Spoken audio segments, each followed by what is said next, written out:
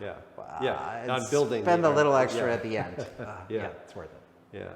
Yeah. Is there anything to think about in terms of short-term rental versus long-term? Like, is there anything people need to think about? Like, maybe I rent my, you can't do the Airbnb with a ADU, right? But you could do month to month, or is there anything people need to think about, for that, versus just get somebody on an annual basis? I think most people are seeking stability.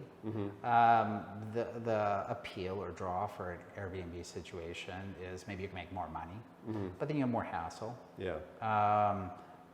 You can do 30 days plus. What you can't do is less than 30 days. Oh, okay. So the Airbnb Yep. thing is really a 30-day. You can, even if somebody stays for a week, you rent it out for a 30-day stretch. You can't do anything less than 30 days. Yeah. You cannot. You need a permit to do less than 30 days. Okay, so if you're doing short-term rental under the 30-day thing, but you don't have to, as an ADU, you don't have to register it. So you can, under the city, you can do that. Less than 30, no. Different scenario. Less than 30 is a different scenario, but if you stay over 30 days, then you're okay. No registration needed, and you're okay. Right. Okay. And you can, your own house where you live, you can do less than 30 days. You do have to get a permit to do that, though. Less than 30 days falls under the Airbnb. Yes. Rule. So that's the threshold. Less than 30 days, more than 30 days. And then And it's if you funny want how we stability. use that Airbnb term as a short-term rental Yeah. term. Yeah. Sorry. Yeah. It's okay. The non-professional. It's very common. No, everybody uses it. Yeah. Yeah. Okay, that's interesting. I guess the other thing we were talking about earlier is, the having somebody in your backyard. Here, that's a big imposition, because suddenly your backyard is no longer yours; it's a rental property. So if you could, what are the ups and downs of that? I think we don't. If you're renting out the front house and your whole thing's a rental property, there is even still an impact to how do all these people, interact and get along. Who owns what? Who has access to what part of the property? Do you have any advice on that? Well, first off, early in the design phase, think about that. Think about, some people might set up a narrow walkway with a tall fence, a separate yard, so you really don't have a lot of direct interaction. Super important early on. If you can create privacy, and look, it's more important to some people than it is to others. Personally, me, I would want as much privacy as I can get in a cohabitated environment. So that's one thing to consider. But after that, just defining use as clearly as you can in the contract. Not only, activities that are all not allowable, but what space is allowable to be used.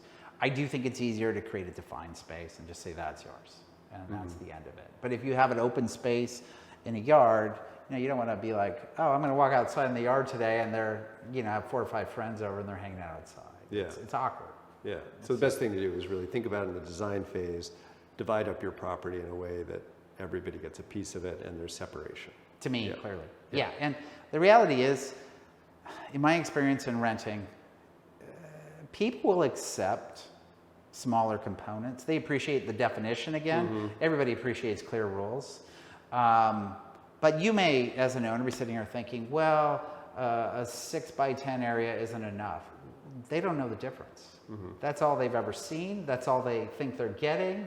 They don't know that they're not getting the whole yard. That's not their space, and that's the end of it. So do what's best for you if you're living on site. Give yourself the majority of it. Don't think you have to give up a lot of it. Yeah. And, tenants are used to making some sacrifices on that level. Yeah, that's a good point, because most ADUs, I know now there is a rule that we can make ADUs in the front yard. That's especially helpful in the hillside areas because, we have garages and stuff in the front. But for the most part, ADUs are going to be in your backyard. So that is something to think about. Yeah. They're crossing over the space where you live. Yeah. Good point. There are also some shared expenses you mentioned early on, and I think about this. When you now live in multi-units once you finish this and rent it. Things like, believe it or not, like gardeners, now a portion of that gardener bill is written off to offset the income you're generating from the ADU. Yeah. There were also other exterior maintenance types things. So just think about if you're doing something, there's exterior lighting, could also be a shared bill. So are you saying, in other words, that's something which you can build into the rental contract, then as you're paying that, that's an expense that you can use as a write-off against your income? Is that what you're talking about? Or is No, I'm saying it's tax deductible because it's a shared use. Yeah.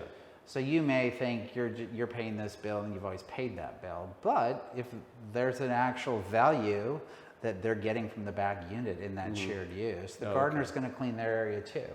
Yeah. So now the gardening bill, a portion of that is written off against the income you collect from the rent. So on things like that, it's better to not include them in the rental agreement, but just take them as a write-off? As a deduction. Yeah, as a deduction. Yes. Okay, Yes, that's a very good point. Yeah. Yeah. And the bigger component and the biggest reason I multi-unit, the depreciation component is huge. That's one of the biggest things to understand about owning multiple units. That's a whole nother conversation. But you also, for example, But just give a quick, that's a good thing to touch on. So that people understand that now they've made this investment, how do they maximize that investment? Right. Depreciation is the biggest reason people make a killing in real estate when they own rental property. So you just spent $300,000, right, to build this ADU. You're going to collect $2,000 a month in rent. You collect $24,000 a year, but it's at $300,000. They're going to say, okay, that's structure that you built here. You already own the land. So that $300,000, they're going to take that amount and they're going to allow you to depreciate that all the way down to zero over 27 years. Wow. Okay, so they're going to divide that $300,000 by 27, and that amount every year is going to be offset against the income you earn. So, let's say, for example, it's $7,000 or $8,000, and I'm just randomly picking a number here. You collect $24,000 in rent. You're supposed to pay taxes on that $24,000, but you're going to take $7,000 right off the top of that based on depreciation. Wow.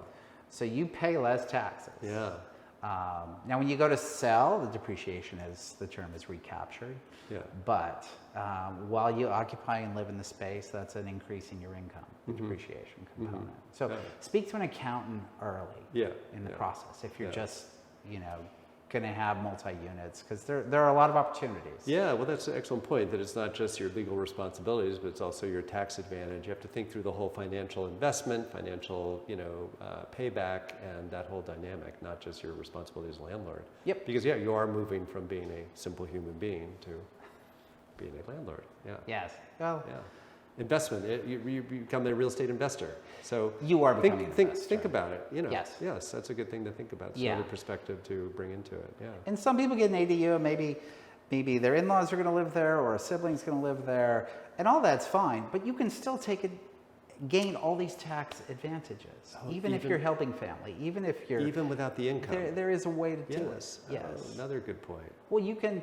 Well, what happens is people are like, I don't want to claim the income, but maybe they're giving you $500 on a $2,000 space, right? Well, that's fine. You're actually better off claiming it and depreciate. Speak to an accountant.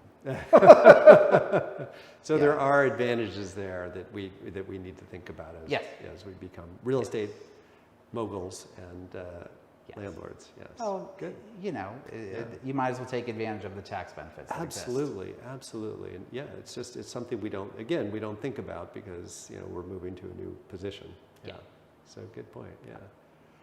Can you think of anything else, or do you think we've covered most of the basics? I do think we've covered it. Yeah. Okay. Well, thank you. This has been very helpful. I've actually learned something.